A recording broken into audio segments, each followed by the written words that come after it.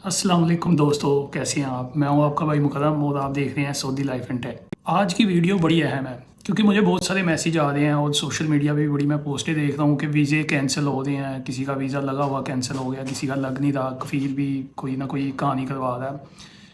तो इसके पीछे क्या वजह है? क्या कोई सऊदीया का नया ऐसा कोई कानून आया है या कोई और वजह है? तो आज के वीडियो में मैं आपको बताऊंगा कि आखिर ये क्या चल रहा है और अगर आपने अभी वीज़ा अप्लाई करना है तो आपको किन चीज़ों का ख्याल रखना चाहिए, या अगर आपका भी कैंसिल हो चुका है तो आपको भी क्या करना चाहिए। तो सबसे पहले तो अगर आप देखें ना, 2026 जनवरी में सऊदी हुकूमत ने ना काफ़ी ज़्यादा चेंजेस की हैं वीज़ा से रिलेटेड, जिनमें से मेन जो बड़ी तीन वजूहत है ना वीज़ा रिजेक्ट होने की, वो तीन ये हैं। पहले नंबर पे आता है कि हज के दिनों में ना बहुत सारे लोग आज़ाद वीज़ा लेके, जो 3 महीने वाला इकामा होता है वो लेके आ जाते थे यहाँ पे, फिर आगे इलीगल तरीके से हज कर लेते थे। या कुछ लोग मल्टीपल एंट्री वाला विजिट वीज़ा ले लेते थे। तो इस चीज़ की रोकथाम के लिए ना, एक तो उन्होंने बड़े सख्त इकदाम किए हैं कि हज पे एक तो रश कम हो, दूसरा जो इलीगल लोग हज करते हैं वो ना आए। तो उसकी वजह से काफ़ी लोग जिन पे उनको शक होता है कि ये इस मकसद के लिए आ रहे हैं, तो उनके वीज़े काफ़ी ज़्यादा रिजेक्ट हो रहे हैं। दूसरी जो वजह ना, ये बड़ी अहम है। सऊदी हुकूमत ने अब एआई सिस्टम लगा दिया है वीज़ा इशू करने में। पहले क्या होता था कि अगर कोई छोटी मोटी गलती होती थी, क्योंकि हम खुद तो अप्लाई करते नहीं है वीज़ा, हमारे एजेंट या एजेंसियाँ वगैरह अप्लाई कर दी होती हैं, तो अगर वो कोई छोटी मोटी गलती करते थे, कोई कह लें कोई स्पेलिंग मिस्टेक है, या कोई आप पासपोर्ट में कोई मिस्टेक है, या आप कह लें कि डॉक्यूमेंट में या इंश्योरेंस वगैरह में कोई मिस्टेक वगैरह अगर वो कर देते थे ना, तो मैनुअल चेक का हो रहा था तो वो इग्नोर करते थे और आपको वीज़ा इशू कर देते थे। लेकिन अब एआई सिस्टम है, वो हर चीज़ को प्रॉपर परफेक्ट तरीके से चेक करता है। अगर कोई भी छोटी सी भी गलती है तो आपका वीज़ा रिजेक्ट है। तो एक दूसरी ये इन्होंने चीज़ की है कि एआई सिस्टम ऐड कर दिया है वीज़ा इशू करने में। और तीसरी चीज़ है, आपने सुना होगा सऊदीज़ेशन का नाम सुना होगा, क्योंकि जो यहाँ की गवर्नमेंट है ना, वो जो इधर के मुकामी जो लोग हैं उनको प्रेफर कर रहे हैं अब।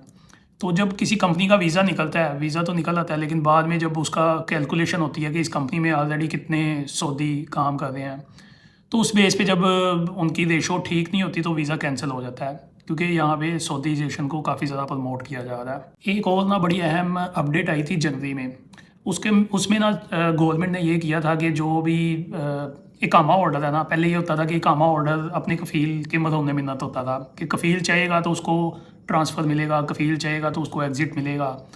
तो सारा कफ़ील पे डिपेंड करता था। लेकिन गवर्नमेंट ने क्या किया कि अब जो कॉन्ट्रैक्ट है ना, वो जो इकामा ऑर्डर पर्सन है वो खुद भी कैंसिल कर सकता है और नई कंपनी में को ज्वाइन कर सकता है, नई जगह पे ट्रांसफ़र ले सकता है, या खुद अपना एग्ज़िट लगवा सकता है।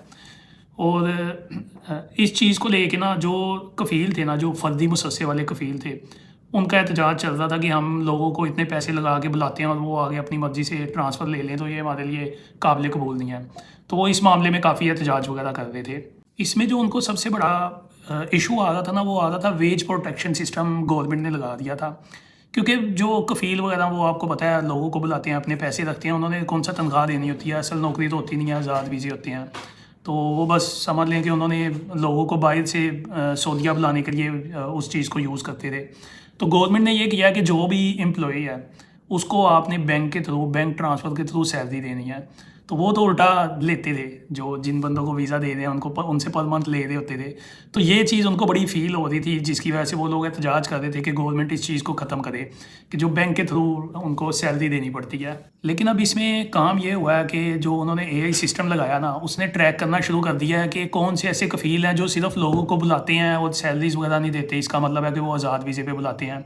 तो इस चीज़ को ना उन्होंने एआई सिस्टम के थ्रू ट्रैक करना शुरू कर दिया है, और ऐसे जितने भी फर्दी मुसस्से थे उनको कैंसिल करना शुरू कर दिया, और उनके वीज़े भी कैंसिल हो रहे हैं। उनसे जो भी वीज़ा ले रहा है वो कैंसिल हो रहा है, या तो इशू ही नहीं हो रहा। लेकिन एक इसमें अच्छी चीज़ ये है कि आप देखें कुछ कानून हमारे हक़ में भी आए हैं, जिसमें जैसे कि आप देख लें कि हम अपनी मर्ज़ी से एग्ज़िट ले सकते हैं, या ट्रांसफ़र ले सकते हैं, तनाज़ुल ले सकते हैं। तो इसी तरीके से जो शिरके हैं ना, जो बड़ी कंपनियां हैं, उनके वीज़े अभी भी ठीक चल रहे हैं। उनसे अगर आप वीज़ा लेते हैं तो उसमें कोई इशू नहीं आता, और बहुत सारे लोग आ भी रहे हैं, क्योंकि वहाँ पे प्रॉपर एक निज़ाम रखा हुआ है उन्होंने। उनकी एचआर मैनेजमेंट होती है प्रॉपर, जिसके थ्रू वो रेशो अपनी कायम रख, जो सऊदी लोग वहाँ पे काम कर रहे हैं कंपनी में और जो खारजी कर रहे हैं, उनकी रेशो ठीक होती है, इसलिए उनके वीज़े रिजेक्ट नहीं हो रहे। तो मेरा आपको यही मशवरा है कि अगर अभी आपने वीज़ा लेना है तो आपने शिरके का वीज़ा लेना है, फ़र्दी मुसस्से का वीज़ा नहीं लेना, इसकी तरफ नहीं आपने जाना, क्योंकि अभी इनकी कोई गारंटी नहीं है कि वो ठीक काम कर रहे हो या ना कर रहे हो तो आपका वीज़ा कैंसिल हो सकता है। लेकिन जिन लोगों के वीज़े ऑलरेडी कैंसिल हो चुके हैं, इसका मतलब है कि उन्होंने फर्दी मुसस्से का लिया होगा या किसी ऐसी कंपनी का लिया होगा जिसका CR एक्सपायर है, रेड लिस्टेड कंपनी है। तो उसका तरीकाकार यही है कि आप किसी तरीके से अपने कफ़ील से पैसे वापस निकलवाएं और उनसे जान छुड़वाएं और शिरके को ढूंढें। शिरके का वीज़ा लेंगे तो आपको इतनी टेंशन नहीं होगी, आपका वीज़ा भी लगेगा। इन शॉर्ट आज़ाद वीज़ों वाले फंस रहे हैं और ज़्यादातर लोग यहाँ पे आते ही 90% लोग तो आज़ाद वीज़े भी जाते थे। तो उम्मीद है आपको ये वीडियो पसंद आई होगी।